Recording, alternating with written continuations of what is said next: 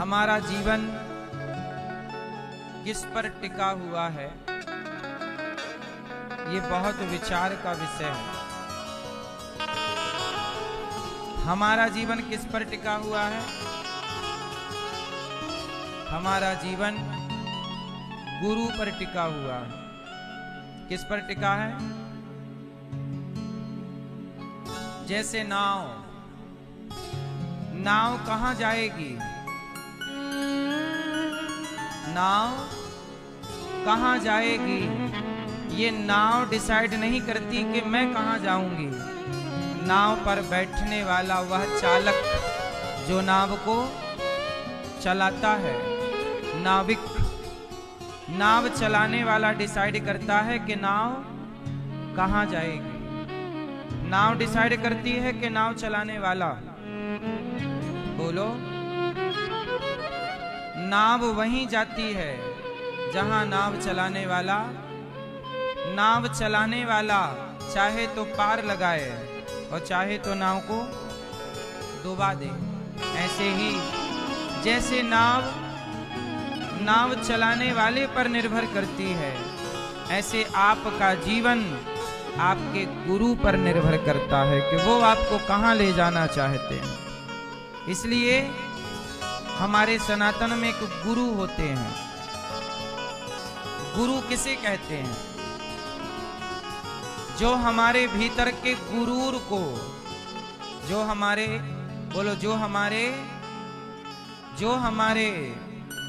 जोर से, जो हमारे गुरूर को, किसको? गुरूर मीन्स घमंड। जो हमारे भीतर के गुरूर को समाप्त कर दे वही हमारे गुरु होते हैं। जो हमारे भीतर के अभिमान को, घमंड को मिटाएं, वो कौन? गुरु। कुछ लोग कहते हैं हमें गुरु नहीं मिल रहे हैं। क्यों नहीं मिल रहे?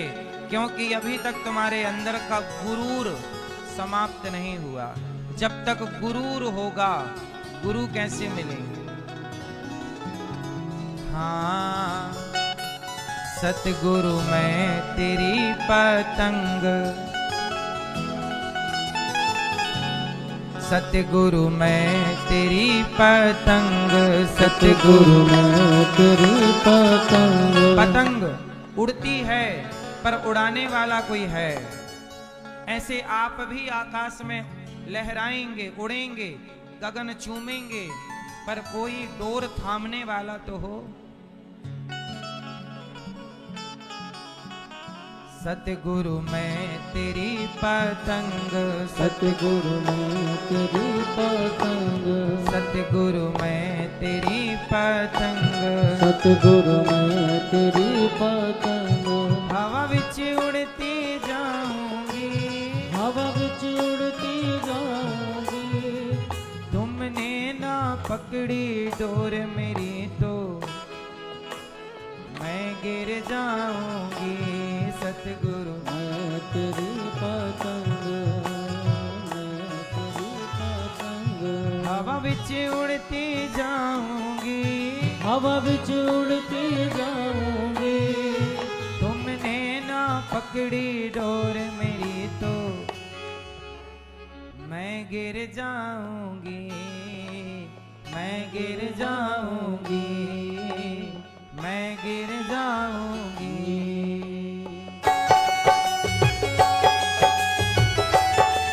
जय हो।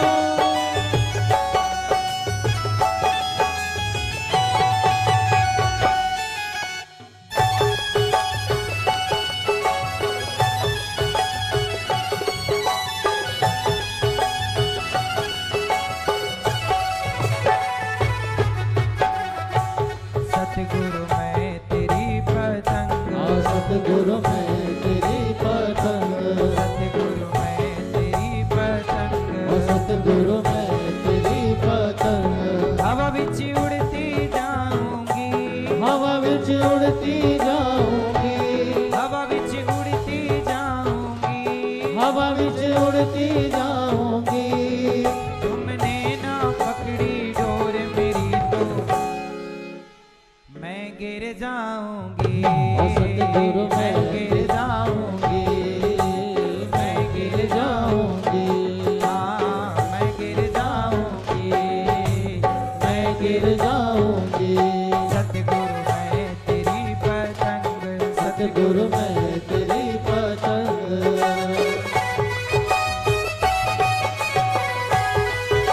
सतगुरुदेव भगवान की जय हो।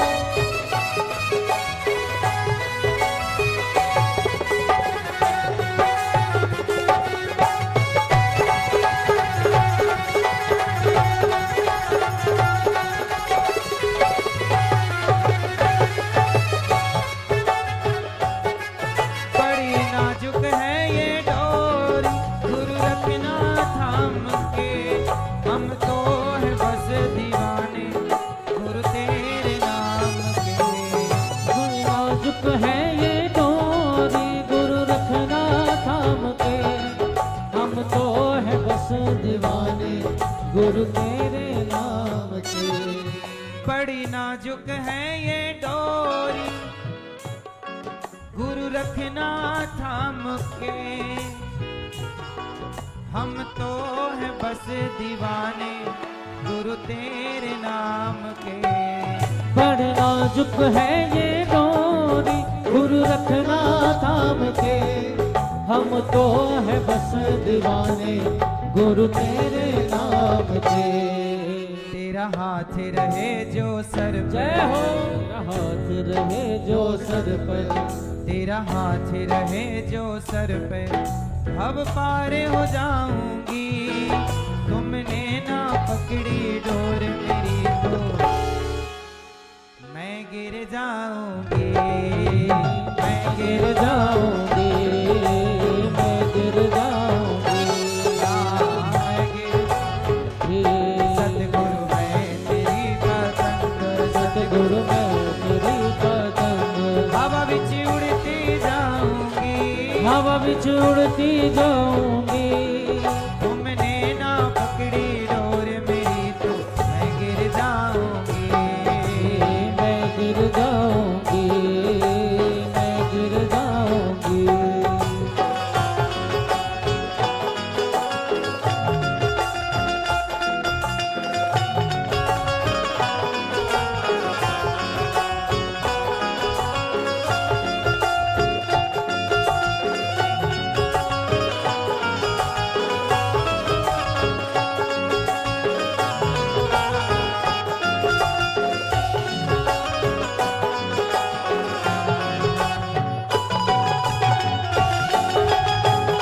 जय हो।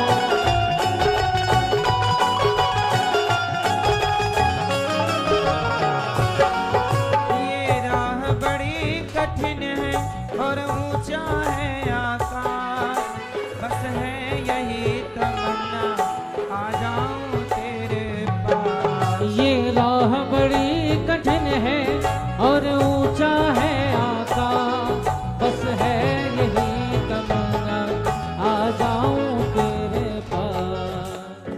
ये जिंदगी की राहें बड़ी कठिन है, पर कोई गुरु प्राप्त हो जाए तो कठिन विषय भी बहुत आसानी से समझ आ जाता है।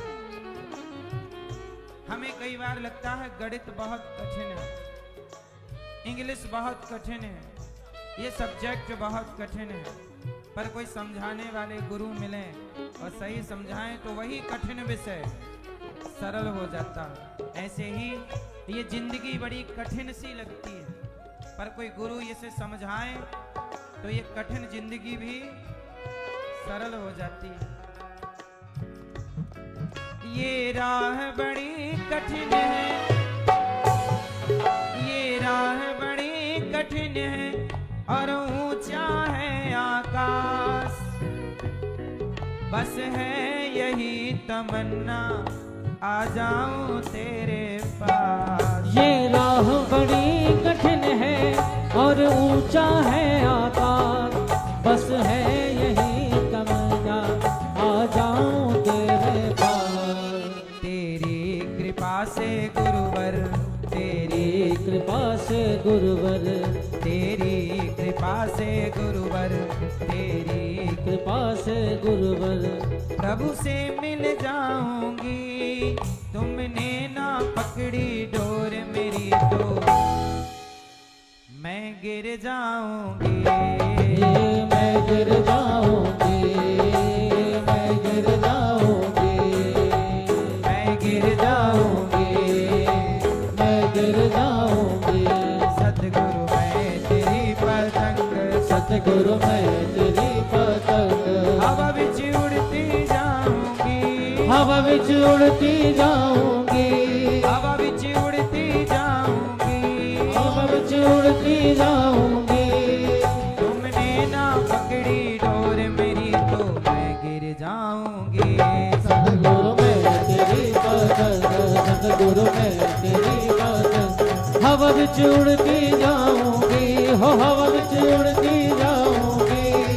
तुमने ना पकड़ी डोर मेरी तो मैं गिर जाऊंगी, हाँ मैं गिर जाऊंगी, मैं गिर जाऊंगी, हाँ मैं गिर जाऊंगी। मैं तेरी पतंग, सतगुरु मैं तेरी पतंग, सतगुरु मैं तेरी पतंग, सतगुरु मैं तेरी पतंग।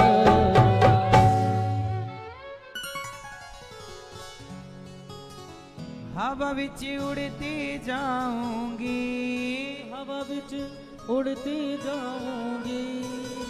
तुमने ना पकड़ी डोर मेरी तो मैं गिर जाऊंगी। इसलिए परीक्षित जी का उद्धार कैसे हुआ? कोई गुरु मिले। परीक्षित जी का उद्धार कैसे हुआ? कोई गुरु मिले। ध्रुव जी भगवान तक कैसे पहुंचे? कोई गुरु मिले। प्रहलाद जी को भक्ति कैसे मिली? कोई गुरु मिले। मीरा को भक्ति कैसे मिली? कोई गुरु मिले। कबीरदास जी को भक्ति कैसे मिली? कोई गुरु मिले। रैदास जी को भक्ति कैसे मिली? कोई गुरु मिले। गुरु के बिना इस धरती पे भगवान भी आए, भगवान राम भी जब धरती पर आए तो उन्हें भी गुरु का आश्रय लेना पड़ा। वशिष्ठ जी का गुरु बिन भव निधि तरय न कोई, जो विरंचि शंकर सम होई। शंकर जी भी धरती पे आए तो उन्हें भी गुरु बनाना पड़ेगा। हनुमान जी साक्षात शिव हैं, गुरु बनाना पड़ा। हनुमान जी के गुरु सूर्य भगवान हैं। इसलिए आपके जीवन में कष्ट है, परेशानियां हैं। क्यों हैं? क्योंकि गुरु की एंट्री नहीं है। आपके जीवन में एक ऐसा गुरु चाहिए जो आपको सही मार्ग दिखाए। अर्जुन लड़खड़ा गए, मैं क्या करूं, किससे लड़ूं? ये मेरे पितामह हैं, ये गुरु द्रोणाचार्य हैं, ये मेरा भाई है, ये मेरे रिश्तेदार हैं। किससे लड़ूं, कैसे लड़ूं, कहां से शुरू करूं? जब लड़खड़ाए अर्जुन, तब गुरु बनकर कौन आया? भगवान कृष्ण बोले, अर्जुन बोल मुझे किस रूप में देख रहा है?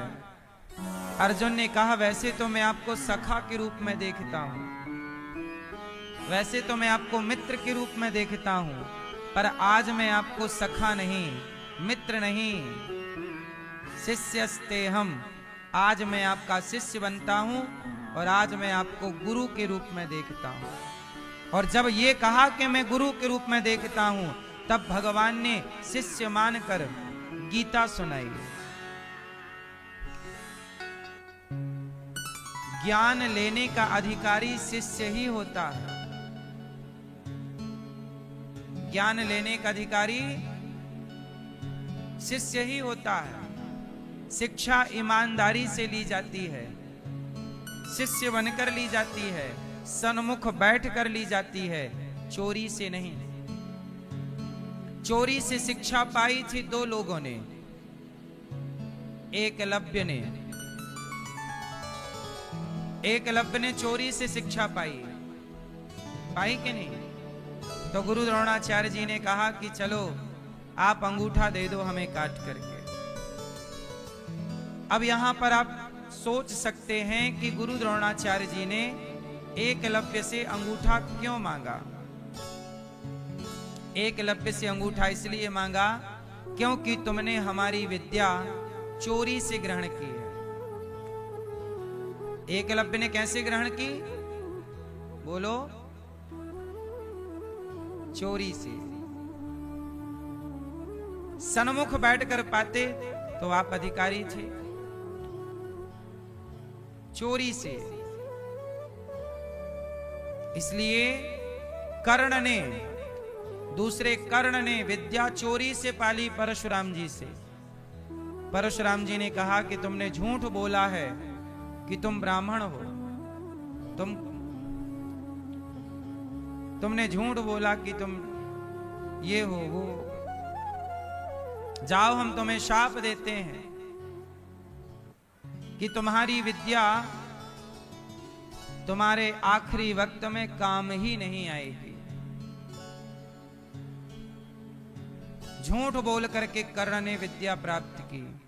इसलिए विद्या छल से नहीं पाई जाती, गुरु की शरण में छल से नहीं जाया जाता, कपट से नहीं जाया जाता।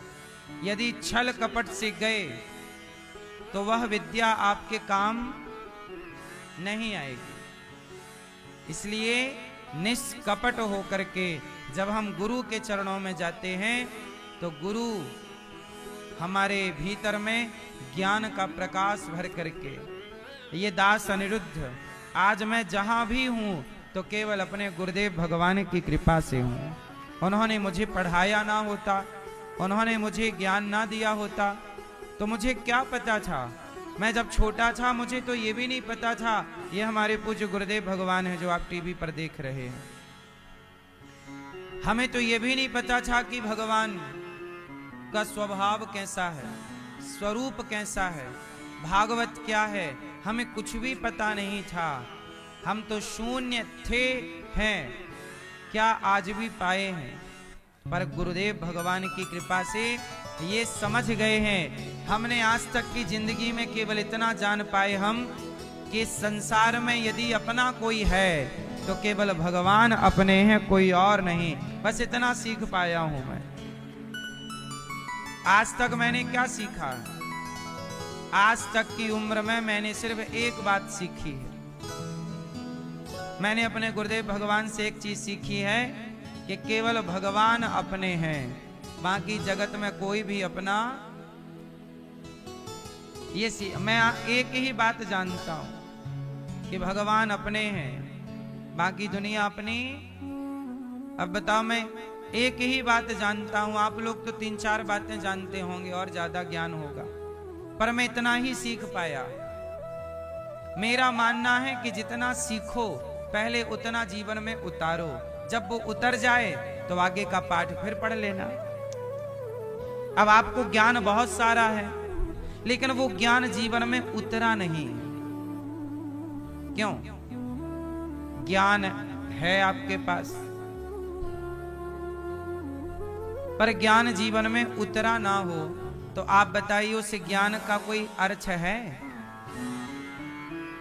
हमें ज्ञान कम है पर जितना है हम उस ज्ञान पर चल रहे हैं।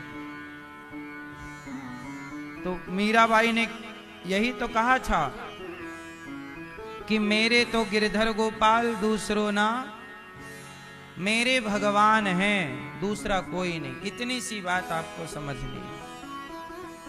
हमारे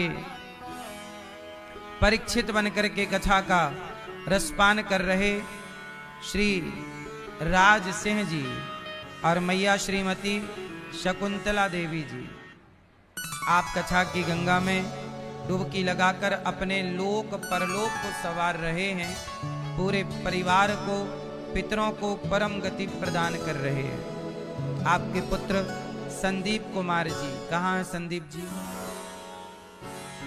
ठीक। और पिंटू देवी जी, संजीत कुमार जी, मंजू देवी जी, पोता रौनक, ऋषभ और दक्ष, विधि और समस्त चौधरी परिवार, स्वर्गीय श्रीमती चिंता देवी जी की स्मृति में, स्वर्गीय श्री शंकर लाल जी की स्मृति में आप कथा का आयोजन करा रहे हैं। खरखंडी रौंद नई दिल्ली से हैं आप। अभी भागवत जी के यहाँ पोथी पाठ भी चल रहे हैं। आप यजमान परिवारों ने बिठाकर पोथी पाठ अपने कल्याणार्थ मंगल कार्य किया है। अभी 29 अप्रैल से 5 मई तक फिर भागवत जी के पोथी पाठ बैठेंगे। आप लोग भी अपने पितरों के लिए पोथी पाठ बिठा सकते हैं। हमारे यजमान जी ने, राज जी ने और शकुंतला मैया जी ने तो बड़ा पुण्य किया। इनके कारण वैशाख के माह में हम सबको भागवत जी की कथा प्राप्त हो रही है। आपने अपने पितरों पर भी और परिजनों पर भी बड़ी कृपा की है। कल हम लोगों ने कथा सुनी कि धुंधकारी की 5 पत्नियों ने गला दबाकर मार डाला। धुंधकारी मर के क्या बना? प्रेत। भागवत सुनी तो प्रेत योनि से मुक्ति मिल गई। भूत प्रेत, भूत कम पावरफुल होता है, प्रेत ज्यादा पावरफुल होता है। प्रेत से भी ऊपर फिर ब्रह्म राक्षस होता है ना मैया? तो जो अपने माता पिता की सेवा नहीं करेगा, जो गलत काम करता है, वह भूत प्रेत की योनि में जाता है। और जो स्त्रियां अपने सास ससुर की, बड़े बुजुर्गों की सेवा नहीं करती, अपने धर्म का पालन नहीं करती, ऐसी स्त्रियां मृत्यु के बाद क्या बनती हैं? पुरुष तो बन जाता है भूत प्रेत, स्त्रियां क्या बनती हैं? क्या बनती हैं? चुड़ैल।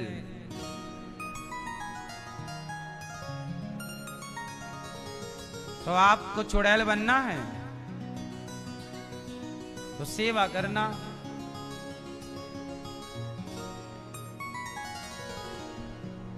भागवत सुन के धुंधकारी की परम गति हुई। भागवत जी में भगवान के 24 अवतारों का वर्णन है। भागवत जी में कितने अवतारों का वर्णन है? 24।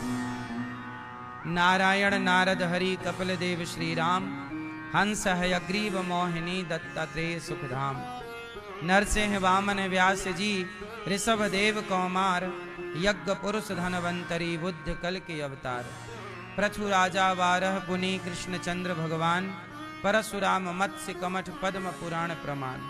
भगवान के 24 अवतार हैं। अच्छा, भगवान क्यों अवतार लेते हैं? अवतार का मतलब होता है उतरना। अवतार का मतलब होता है, अवतार मतलब जोर से, उतरना। भगवान ऊपर से हमारे और आपके लिए नीचे उतरते हैं, काम करते हैं, अपना कार्य करते हैं, फिर अपने धाम। भगवान का धाम क्या है? भगवान कहाँ रहते हैं? जोर से, भगवान कहाँ रहते हैं? सब लोग बताओ मैया, भगवान कहाँ रहते हैं मेरी माँ? नहीं पता? पेट में हैं? क्या बोल रही हैं गुलाबी मैया? कहाँ रहते हैं भगवान? भगवान कहाँ रहते हैं? कण कण। भगवान कहाँ रहते हैं भैया? आप वन में। भगवान वन में होते हैं, राम बन गए हैं ना। कहाँ रहते हैं भगवान? भगवान कहाँ रहते हैं?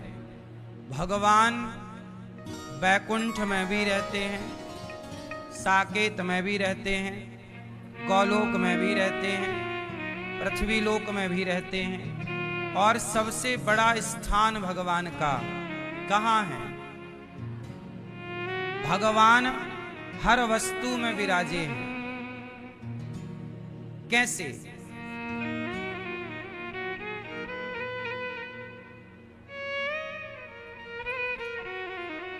भगवान कण कण में कैसे विराजे हैं, ये कैसे सिद्ध करो? अच्छा बताओ, इस पुस्तक में भगवान हैं, हाँ या ना? जोर से। कैसे सिद्ध करोगे कि भगवान हैं? करो सिद्ध, चलो।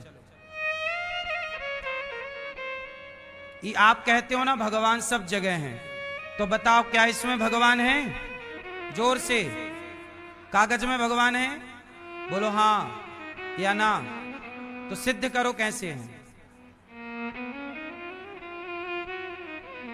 करो करो फास्ट। हैं? कण कण में है, तो कण कण एक कण उठाओ और सिद्ध करके बताओ कि इस कण में कैसे भगवान है। भाई है, हम भी मानते हैं कि ईश्वर कण कण में है, पर सिद्ध तो करना पड़ेगा।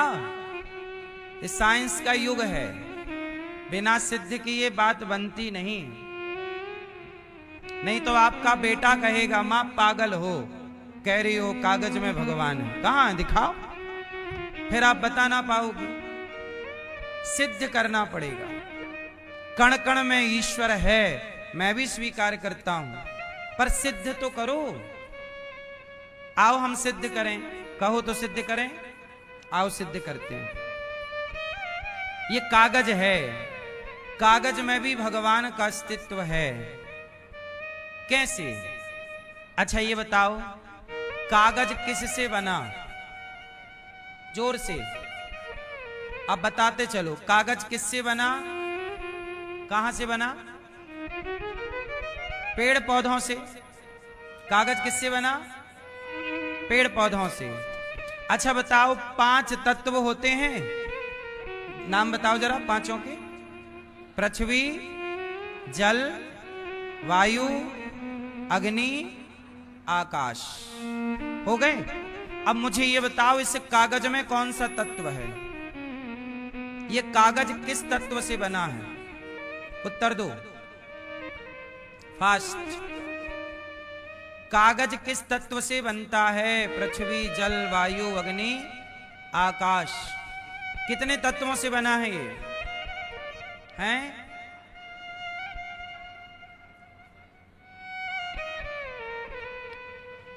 इस कागज में मुख्य रूप से पृथ्वी तत्व विद्यमान है।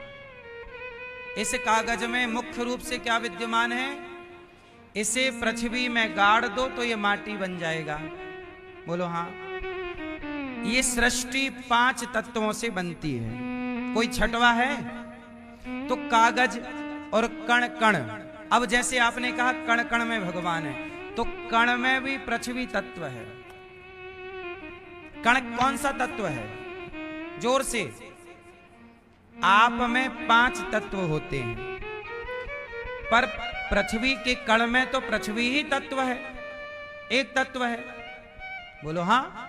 मुख्य रूप से उसमें एक तत्व विद्यमान है। 5 तत्वों से आप बने हैं। जैसे पत्थर, पत्थर में कौन सा तत्व है? उत्तर जोर से। भाई पत्थर भी माटी है, एक प्रकार की मिट्टी है, मिट्टी ही बनना हो से, तो पत्थर भी पृथ्वी तत्व है। पत्थर, जोर से, कौन सा तत्व है? ये पूरा संसार 5 तत्वों से बना है। पृथ्वी, जल, वायु, अग्नि, आकाश। अब मुझे आप लोग ये बताओ कि पृथ्वी किससे बनी? जल किससे बना? वायु किससे बनी? आकाश किससे बना? अग्नि किससे बनी? क्योंकि इन सब से ही संसार बना। तो सवाल ये खड़ा हुआ कि ये सब किससे बना? किससे? हाँ सिंपल है, भगवान ही पंच तत्व के रूप में प्रकट होते हैं। इसलिए भगवान का फुल फॉर्म जरा समझिएगा। बोलो भगवान, बोलो भगवान। तो भगवान में 5 अक्षर निकल रहे हैं। भगवान में बोलो भा, भा मतलब भूमि, गा, गा मतलब गगन, वा, वा मतलब वायु, आ की मात्रा आ मीन्स अग्नि, और ना भगवान ना, तो ना मतलब नीर पानी। ये पंच तत्व को ही भगवान कहते हैं। तो कागज में कौन सा तत्व है? पृथ्वी तत्व। और पृथ्वी तत्व के मूल में कौन है? भगवान। तो कण कण में भगवान है। इस भाव से कण कण में भगवान कहा जाता है, क्योंकि पूरी सृष्टि 5 तत्वों से बनी है और 5 तत्व भगवान से ही प्रकट होते हैं। इसलिए कहा जाता है ईश्वर कण कण में, क्योंकि 5 तत्व से बाहर कुछ भी नहीं है। फिर इसलिए सर्वम खलविदम ब्रह्म, इसलिए कहते हैं सब में भगवान है। क्योंकि सब में या तो पृथ्वी तत्व होगा, या तो जल तत्व होगा, या वायु तत्व होगी, तो वो तत्व ईश्वर का ही है। अच्छा एक बात बताओ, ये दुनिया जब बनी, किसने बनाई पूरी दुनिया? जोर से, भगवान ने बनाई। अच्छा भगवान ने जब दुनिया बनाई तो कहां से लाए होंगे ये पृथ्वी, जल, वायु? कहां से लाए होंगे? किस बाजार से खरीदा होगा पृथ्वी को? भाई आप घर बनाते हो तो सीमेंट कहीं से खरीदते हो, सरिया कहीं से लाते हो, ईंट कहीं से लाते हो, रेत कहीं से लाते हो, कंक्रीट कहीं से लाते हो। बोलो हाँ। लेकिन जब परमात्मा ने ये पूरा संसार बनाया होगा तो कहां से लाए होंगे सब सामान? जरा मुझे बताओ आप लोग फास्ट, कहां से लाए होंगे? उत्तर है या मैं दूं? मैया, ओ मैया, जा रही हो मेरी मां? ओ झोला वाली मैया, हो गई एक झोला कथा, जाओ जल्दी आना अब झोला खाली करके। राधे राधे। सुनो एक बात बताओ, कोई भी घर मकान आप बनाते हो तो सामान इकट्ठा करना पड़ता है कि नहीं? तो भगवान ने ये संसार बनाया तो कहां से लाए सामान? बस इतना सा उत्तर दो, कहां से लाए? भैया बताएंगे कहां से लाए होंगे सामान? आप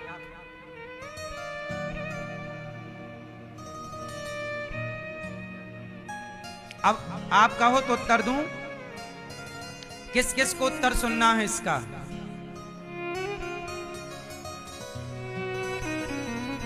सुनो, जैसे मकड़ी, बोलो जैसे मकड़ी, मकड़ी जाल बुनती है तो जाल बुनने का धागा कहां से लाती है? कहां से लाती है? जैसे मकड़ी जाल बुनने का धागा किसी बाजार, किसी दुकान से नहीं लाती, वो जाल बनाने का धागा उसके भीतर से ही प्रकट होता है, उसकी लार होती है, उसी से धागा बनाती है, उसी में जाल बनाती है, उसी में खेलती है और उसी को निगल जाती है। जैसे मकड़ी का जाला मकड़ी से ही प्रकट होता है, ऐसे ये संसार और पंच तत्व ये भगवान के संकल्प मात्र से प्रकट हो जाते हैं। भगवान इसमें रमण करते हैं और जब मन हुआ कि सृष्टि बहुत बढ़िया है, अब प्रलय करना चाहिए, तो वह परमात्मा अगले संकल्प से सृष्टि में प्रलय लाते हैं और पूरी धरती पानी में डूब जाती है, प्रलय हो जा। सबको प्रकट किया, सबको समेट लिया। जैसे छोटा सा बच्चा रेत के ढेर में बैठता है, और उसमें एक घर बनाता है। छोटा छोटा बच्चा, कहीं रेत मिल जाए, बालू, तो वहां क्या बनाते हैं? घर बनाते हैं। पांव आगे डालेंगे उसमें, ऊपर से ऐसे थप थप थप थप करके फिर निकाल लेंगे, घर बन जाएगा। उसी में खेलेंगे बच्चे, और जब माँ बुलाएगी तो उसी घर में एक लात मारेंगे और चल पड़ेंगे। स्वयं बनाते हैं बच्चे, स्वयं खेलते हैं और स्वयं मिटा देते हैं। ऐसे भगवान ये संसार स्वयं बनाते हैं, स्वयं इस संसार में आनंद करते हैं और स्वयं मिटा करके संसार अपने में लीन कर लेते हैं। ये भगवान अपने आनंद के लिए दुनिया रचते हैं। आप लोग सोचते होंगे भगवान ने ये दुनिया क्यों बनाई? जरा बताओ क्यों बनाई? हाँ, भगवान ने दुनिया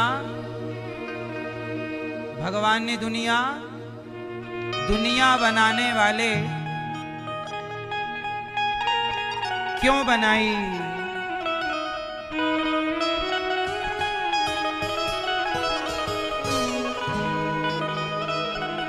हाँ, दुनिया बनाने वाले क्या तेरे मन में समाई, काहे को दुनिया बनाई तूने।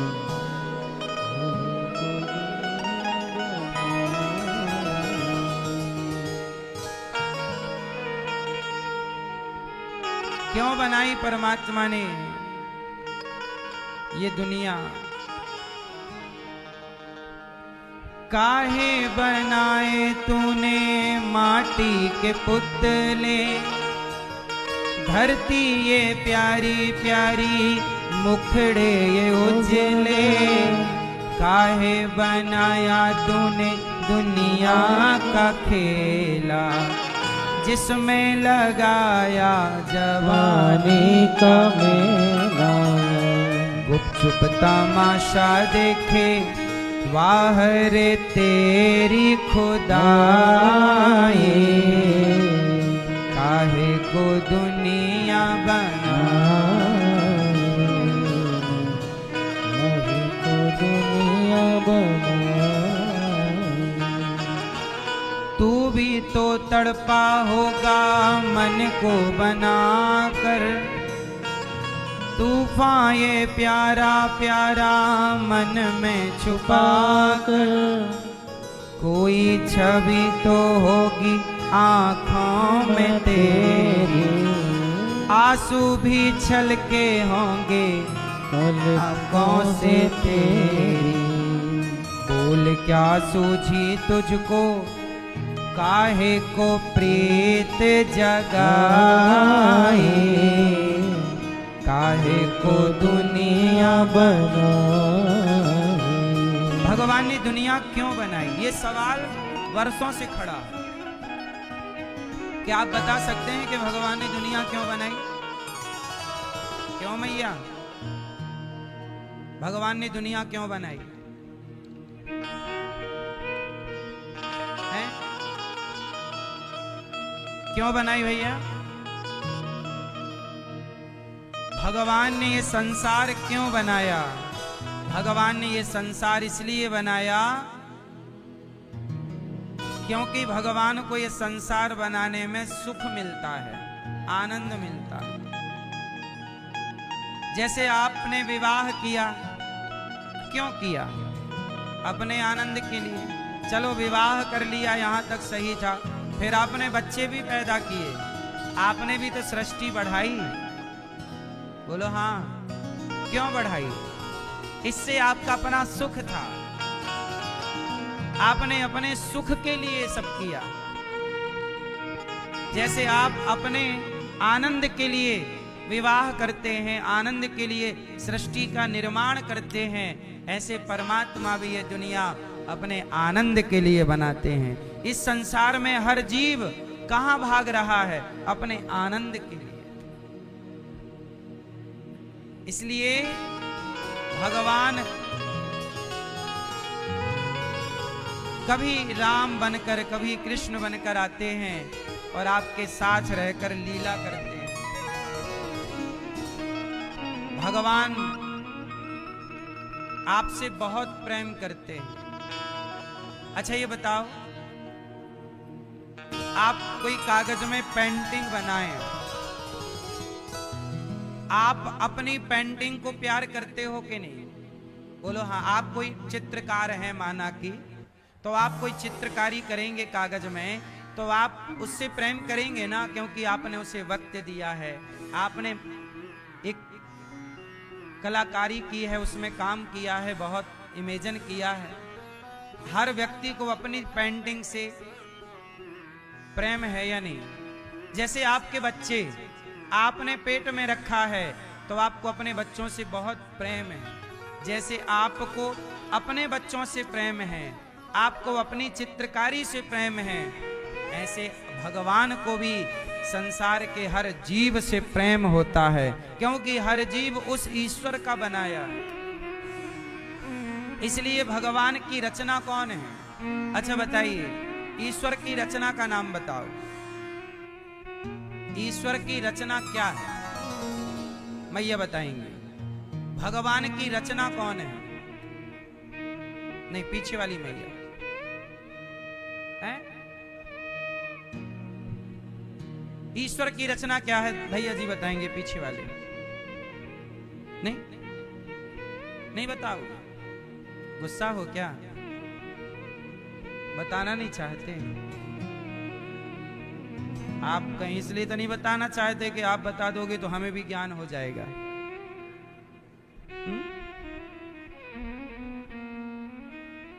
ईश्वर की रचना क्या है आप बताओ।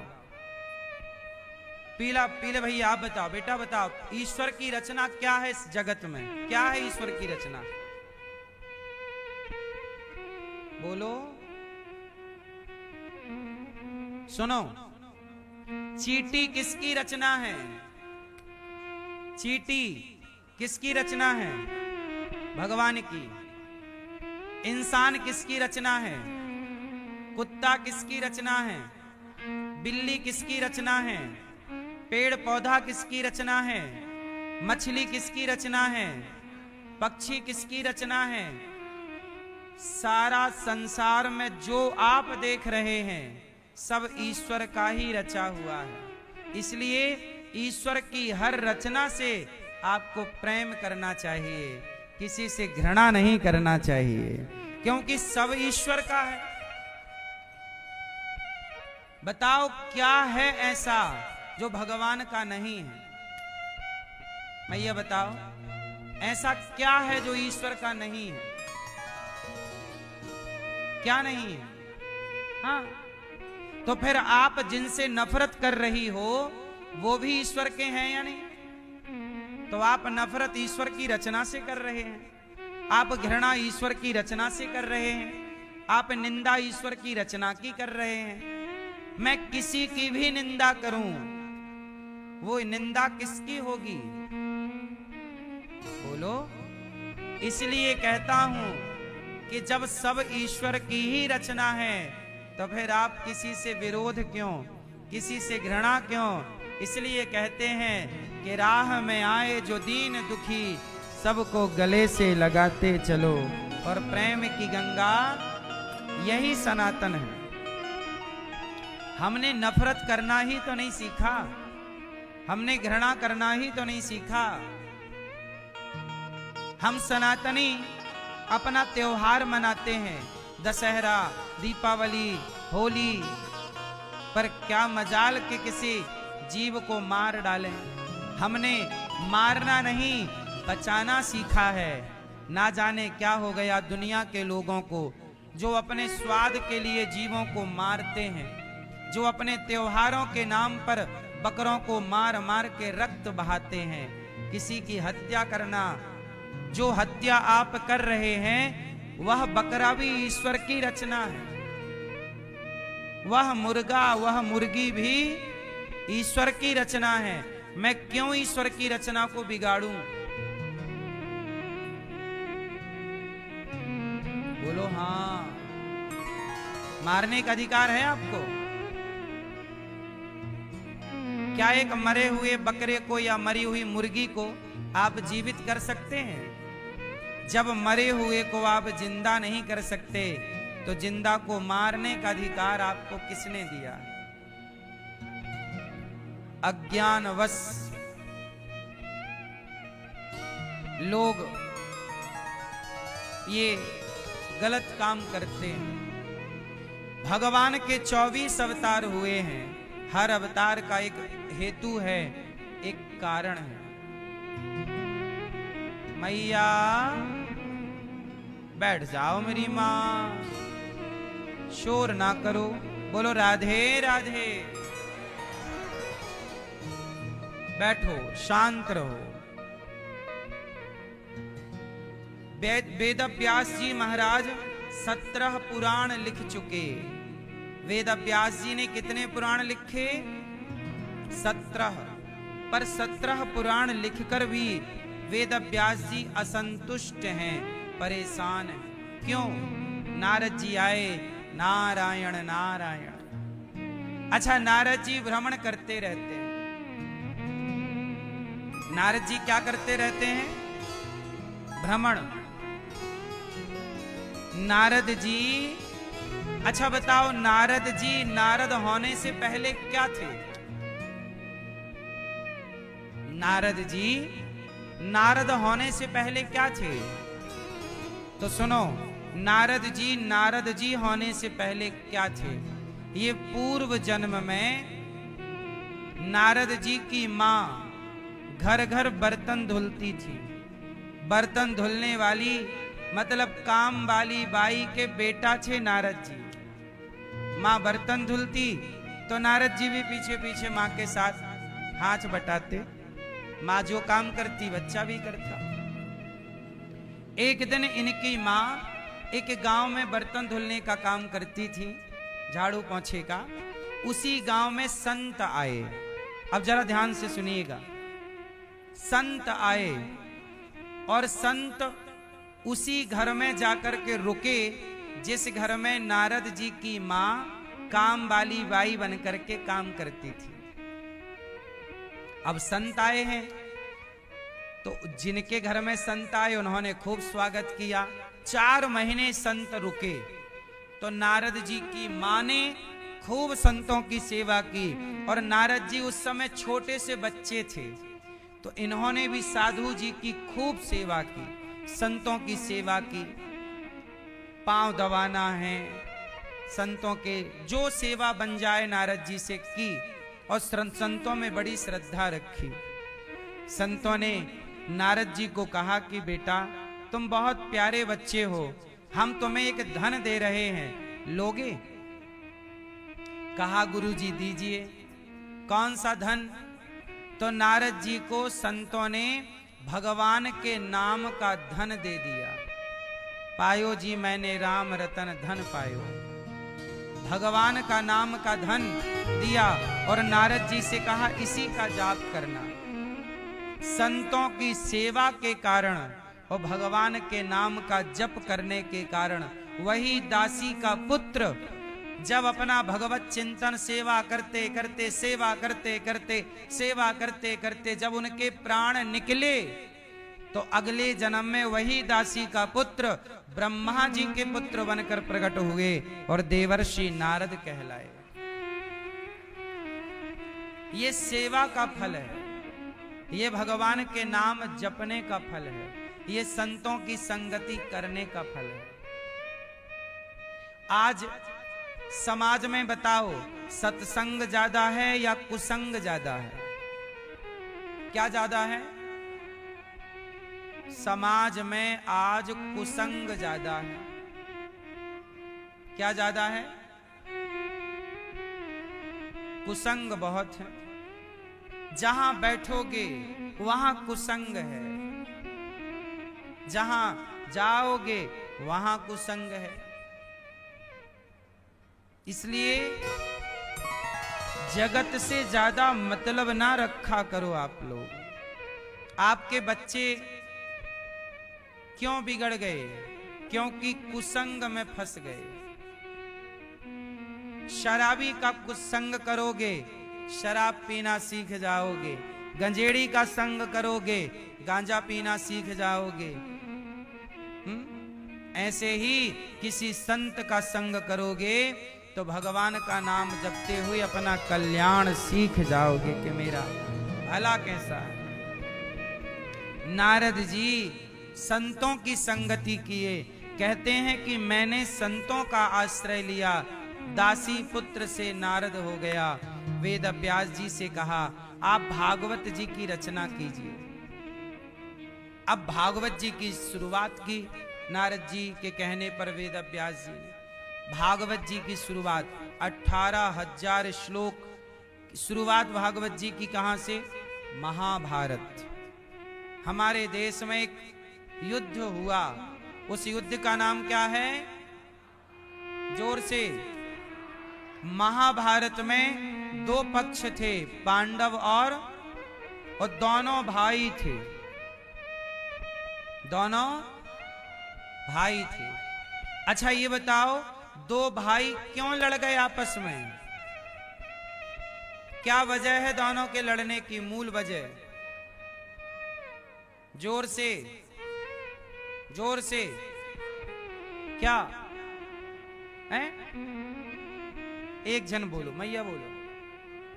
हैं? पीछे वाली मैया राज्य के लिए। अच्छा ये बताओ मैया झगड़ा क्यों होता है? हैं? मैया झगड़ा क्यों होता है? क्यों? झगड़े की जड़ 3। ओ छोरा, ये देखो ताक रहा है किसको? खड़े हो के किसे देख रहे हो? घरवाली को? गुम हो गई? मिल जाएगी बेटा। तुम सुनो, सुनो। झगड़े की जड़ 3 कारणों से झगड़ा होता है। झगड़े का चौथा कोई कारण नहीं है। पहला कारण, झगड़े की जड़ 3। जड़, जड़ मतलब मूर्खता। यदि आप मूर्ख हैं तो झगड़ा होगा। कैसे? मूर्ख है तो वो झगड़ा ही करता। जड़। दूसरा जोरू मतलब पत्नी, स्त्री। स्त्री के कारण झगड़ा। या मूर्ख हैं आप तो झगड़ा करेंगे, या स्त्री के कारण झगड़ा। जैसे राम रावण का झगड़ा स्त्री के कारण था। जड़, जोरू और जमीन। जमीन, जायदाद, रुपया, पैसा, ये झगड़े का कारण है। अब पांडवों का और कौरवों का झगड़ा किसके कारण था? कितने कारण थे इनके झगड़े में? इनके झगड़े का मुख्य कारण था जमीन। क्या था कारण? एक्चुअली क्या है, धृतराष्ट्र महाराज को लालच आ गया कि भाई अच्छा, हस्तिनापुर के राजा थे पांडु। कौन राजा है?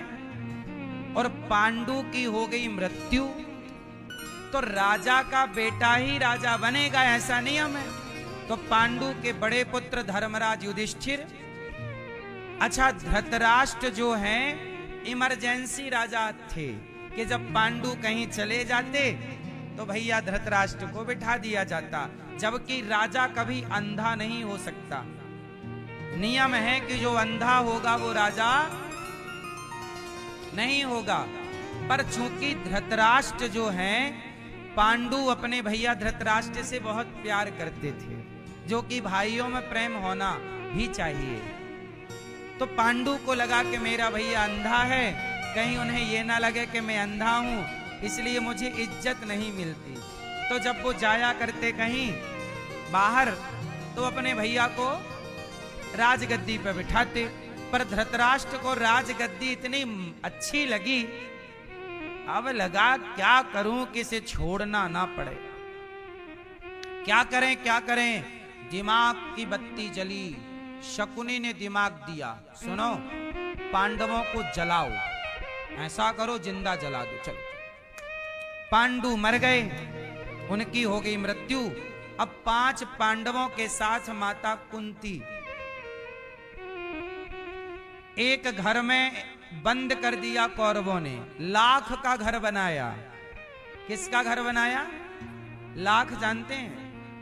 लाख की चूड़ी बनती है, वो पिघलती है। लाख का घर बनाया, बंद कर दिया और आग लगा दी। बोले पांडवों को मार डालेंगे, फिर हम सदा राजा रहेंगे। दूसरों को जिंदा जलाकर राजा बनने की भूख है। राजा बनने की, दूसरों को मार कर, दूसरों की जिंदगी छीन कर जो सत्ता या धन चाहता है ना, उसका सर्वनाश होता है।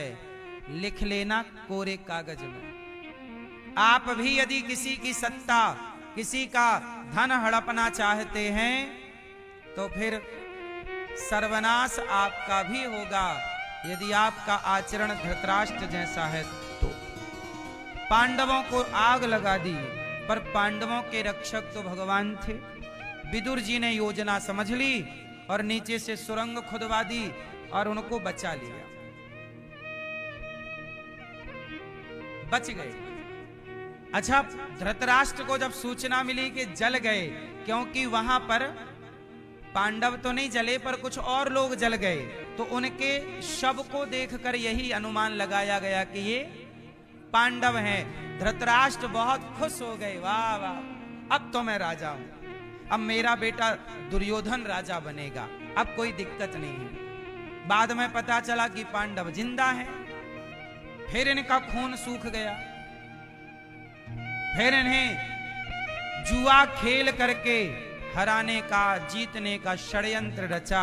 12 साल का वनवास दे दिया, फ्री फंड का। पांडवों को बड़ा सताया, क्योंकि सत्ता धृतराष्ट्र ने कब्जा कर ली ना। अब पांडव तो अनाथ जैसे हो गए। अब बेचारे क्या करें, 12 साल का वनवास, 1 वर्ष का अज्ञातवास। पत्नी को भी भरा सभा में लाए, भरी सभा में साड़ी वाड़ी उतार के अपमान किया द्रौपदी का, क्योंकि सत्ताधारी ये हैं धृतराष्ट्र। पांडवों पर अत्याचार।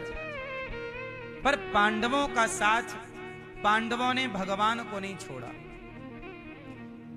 झगड़ा क्यों हुआ? धृतराष्ट्र के अंदर लोभ आ गया कि मैं ये सत्ता, मैं ये कुर्सी नहीं छोड़ूंगा। इसलिए आपसे कहता हूं, जिसका जितना हिस्सा बनता है उसका उतना लौटा दीजिए। आपकी मेहनत का आपका आप रखिए, पर किसी और का आप मत रखिए। किसी और का धन आप रख लेंगे तो ब्याज सहित आपको चुकाना पड़ेगा। आज नहीं तो अगले जन्म में कुत्ता बन के चुकाना पड़े। जैसे आज के जमाने में क्या करते हैं लोग, पैसे ले लेते हैं और वापस नहीं देते। आप लोगों ने भी किसी का ले लिया है? दिए कि नहीं? क्यों मैया? आपने लिया तो था 5000 पड़ोसन का, नहीं दी। उसने मांगा कि बहन पैसे लौटाओ, तो आप बोली खा के भागे जा रहे हैं क्या? यदि आपने किसी के पैसे खा लिए तो अगले जन्म में उसके घर का कुत्ता बनना पड़ेगा आपको।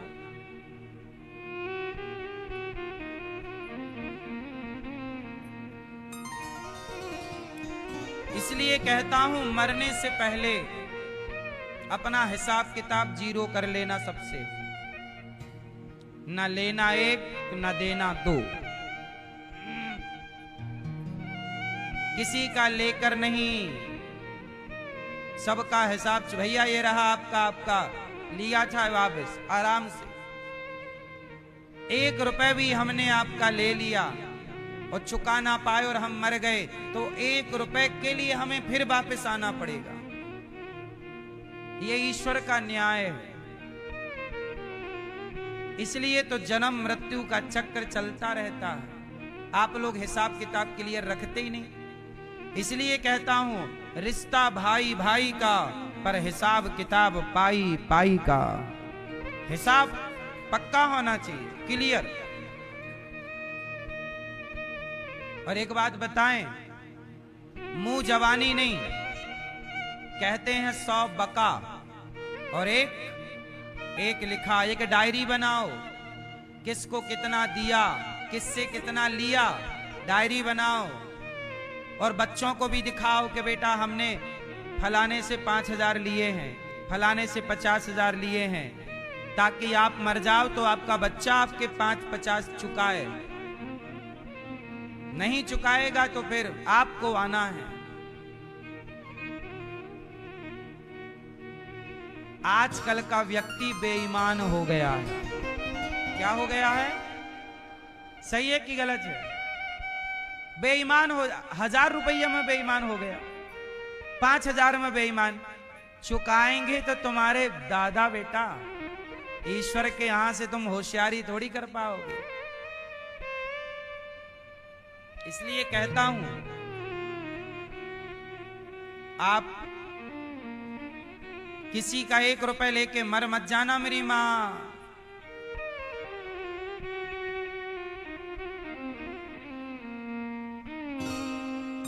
हाँ,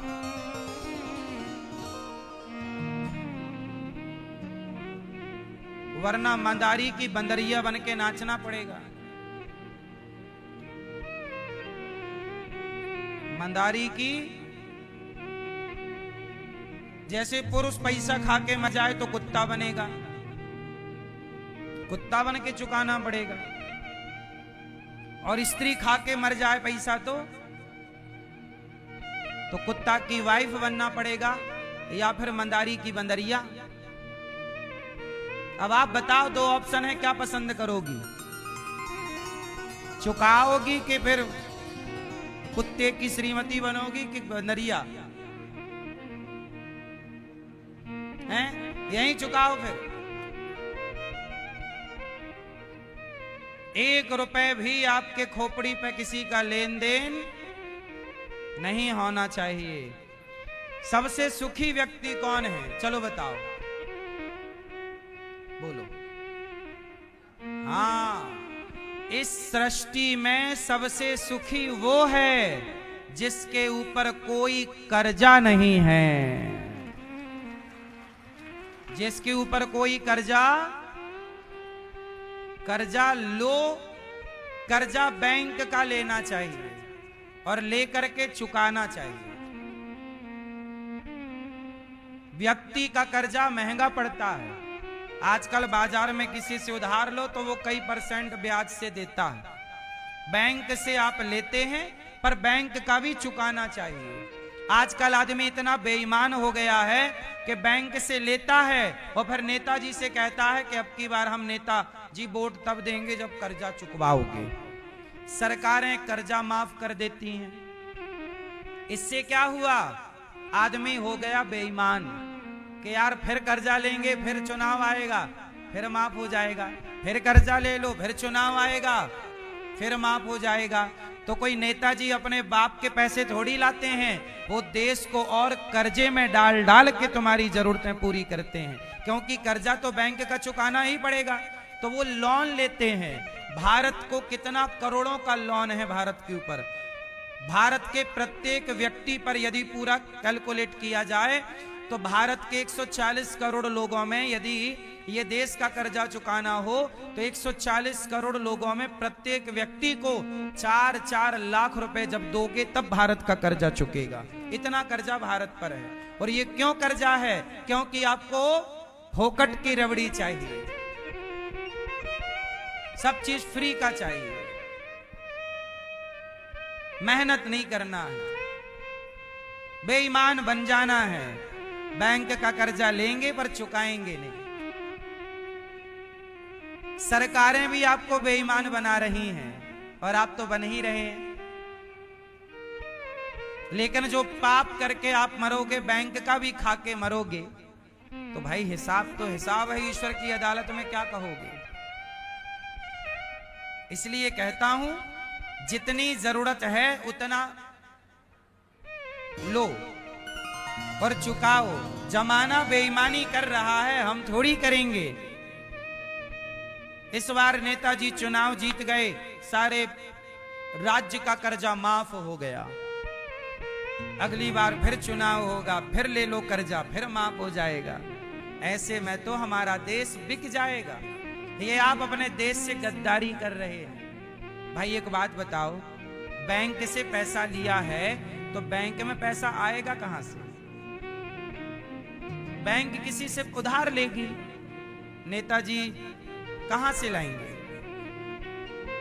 इसलिए नेताओं के चक्कर में ये देश कर्जे में जा रहा है। इसलिए यदि भारत माता से प्यार करते हो तो ईमानदार होकर के जियो। कैसे जियो? हमें 56 भोग नहीं खाना, नमक रोटी खा लेंगे, परंतु